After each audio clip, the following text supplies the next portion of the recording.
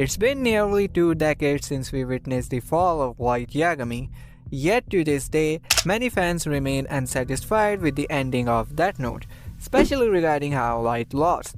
Some argue it was nothing more than a stroke of luck favoring Near, while others dismiss it as bad writing.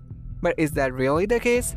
In this video, we'll deep dive into the strategies and plans from both sides to uncover how the finale truly played out. Was Light's defeat inevitable, or is there more to the story than meets the eye?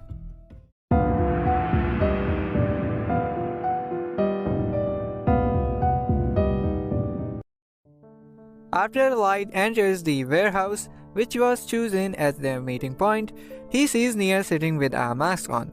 This provokes Matsuda as he interprets Near's refusal to showing his face as prioritizing his own safety.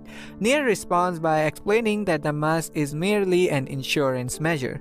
Near is aware that ex-Kira and the real Kira do not know his face, but if everyone else were to die except him, it would confirm that Light, who is positioning as L in this situation, is Kira. Since the meeting was arranged 3 days ago, only the task force and SPK members would know about it. Near reasons that a Kira present in the warehouse does not possess the ability to kill simply by seeing a face, which means Kira cannot kill him using the notebook. Therefore, Near requests everyone to wait at least 30 minutes so he can verify that no one has been marked in the Death Note. Light agrees with Near's condition, believing it would give him more time to execute his plan. However, Light is also aware that Near suspects Mikami is about to act, as they had stopped tracking him.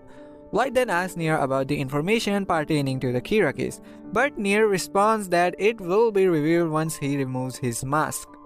After sufficient time has passed, Near finally removes his mask and asks everyone to wait again for the one who will solve everything to arrive. Near explains that the entire building is sealed off and the only way to observe the meeting is through the main door. He deduced that this person will likely peek through the door since ex-Kira is one of Kira's most loyal followers and the meeting was kept secret. Only the people in the warehouse knew of its location. Near concludes that Kira must have informed ex-Kira about the meeting point. Near then asks Aizawa if he continued keeping an eye on L after Takada's death, which Aizawa confirms. Near reasons that on the night the meeting was decided, L met with Takada, who relayed this information to ex-Kira. This same person is now responsible for carrying out the killings and will likely bring the notebook to kill everyone present. This revelation shocks everyone, as it becomes clear that ex-Kira intends to write Near's name as well as the names of everyone aware of the notebook's existence. As tensions rise, most members of the task force loses their composure at the realization that their names are about to be written in the Death Note. Near tries to calm everyone down, assuring them that they will win if they follow his instructions. Both Aizawa and Mogi agrees to cooperate, and just then, ex-Kira arrives and begins writing everyone's name in the notebook. Matsuda completely loses his composure, terrified at the thought of his name being written, but every SPK member points their gun at him. Near then proceeds to explain his plan. Everything is fine. You won't die. How can you be so sure, Near? Delete! Because I modified the notebook.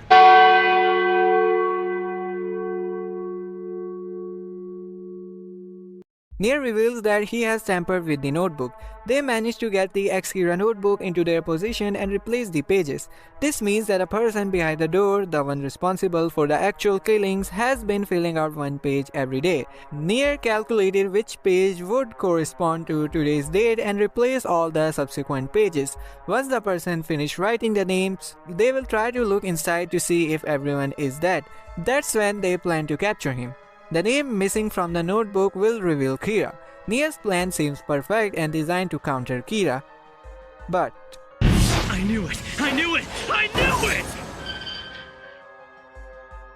it seems that Light had already anticipated Near's entire plan and had put a countermeasure into motion.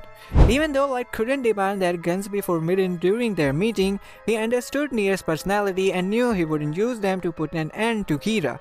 Instead, Near would aim for solid proof. Light was aware of that. In Near's mind, creating undeniable evidence was the only way to achieve victory, as Near knew Light would never confess to being Kira. To succeed, Near had to create a situation where everyone, aside from Light, would have their names written in the death note. Near also had to ensure that he wouldn't die, even if his name was written in it. It was logical for Near to replace the pages of the death note with the fake ones. Near assumed this possibility wouldn't occur to Light, so he replaced the pages. However, the notebook Near tampered with was actually a fake one that Light had Mikami prepared. The real notebook, which Mikami used to write names, had been hidden until today. White anticipated that from the moment Near proposed the meeting to end the case, they must have discovered Mikami and acquired his death note. But Near knew little about how death note ownership works or that killings could be done even with torn out pages. White had prepared for this by having Mikami send 5 pages from the real notebook to Takada. White even considered other possibilities and had Mikami send extra pages to ensure Takada would have enough for some time. Takada carried out the killings, while Mikami wrote the same names in his fake notebook, which was left for Near to find.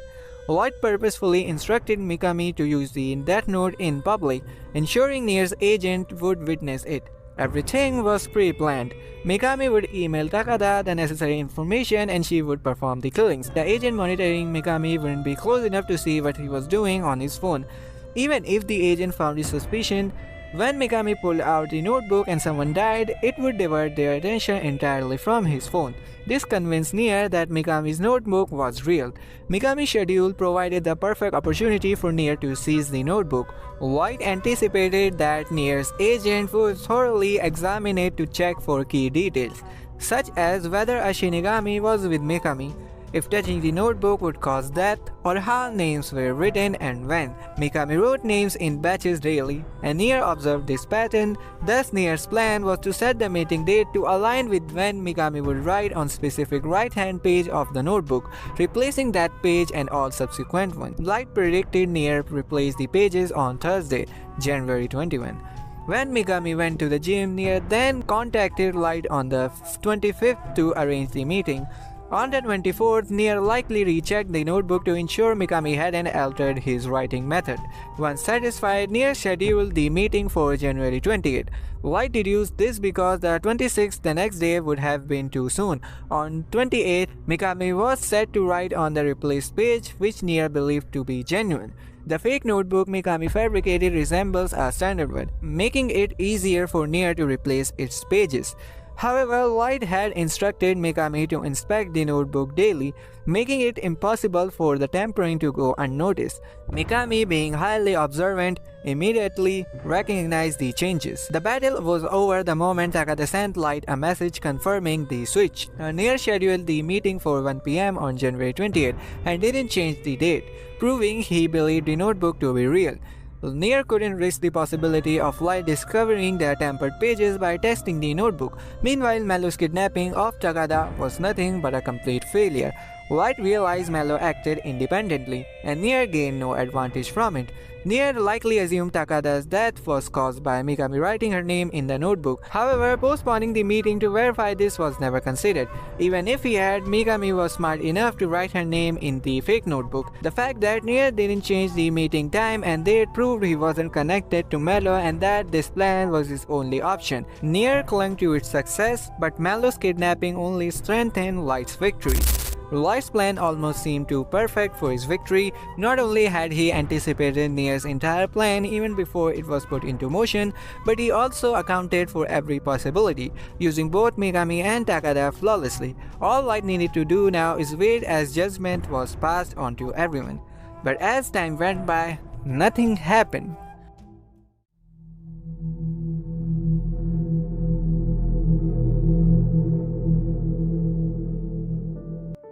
Light's plan ended in failure due to Mello's involvement. Many of us, including Light, initially thought Mello's final move was simply foolish, as he ended up dying without Near gaining anything. However, that was not the case. Mello kidnaps Takada, fully aware that the news will quickly reach both Light and Near, forcing them to react. This unexpected move creates a critical problem for X-Kira, who loses his direct line of communication with Light via Takada. In this situation, Mikami would naturally assume that Light is under surveillance, leaving him unable to act, the very reason Mikami was entrusted with the notebook in the first place. Additionally, Takada's abduction poses a serious risk. Stripped naked and held hostage, she could be concreted into revealing sensitive information or intercepted by the SPK while isolated. Such possibilities make her liability to Light's plan. Recognizing this, Mikami would likely decide to kill Takada to prevent her from compromising the operation. And everything goes just as Mello predicted, but it costs him his life. However, given his move, it is highly likely that Mello was aware of this possibility. He just thought it was not necessarily going to happen. But his main move was to create a situation where ex-Kira would need to use the real notebook, which would reveal its location to Near, in which he succeeded. The key takeaway is that Takada's kidnapping disrupts Light's plan, forcing Mikami to use the real notebook. This in turn reveals its location and plays into Near's plan to expose and outmaneuver Light. Some might argue that Near's victory was nothing but luck, as to an extent he benefited from the circumstances created by others, especially Mello. Mello's unpredictable and bold moves forced Mikami into a situation where he made errors, such as revealing the real notebook location. Without Mello's intervention, Near would have been killed by Light, as he wouldn't have been able to locate the real notebook. Light's plan was the perfect counter to Near's, but it ultimately failed because of Mikami's mistake, a mistake that occurred solely due to Mello's intervention. By the way, if you want more about Mello's involvement in the series, check out my full-fledged analysis on him. Mello not only disrupted the communication between Light and Mikami but also attacked the source of their coordination by kidnapping Takada. This forced Mikami to act, leading his fatal misstep.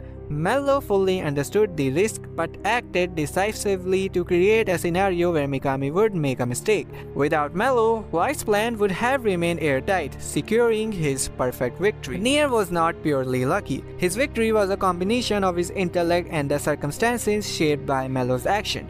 As mentioned before, Light would have won if Mikami hadn't made his mistake, but that mistake caused Light's plan to completely fall apart, which highlights the mistake Light made by overlooking Mello's involvement as nothing more than an act of desperation. In his own way, Mello managed to corner Kira before Near did. However, through their combined contributions, they were ultimately able to put an end to Kira.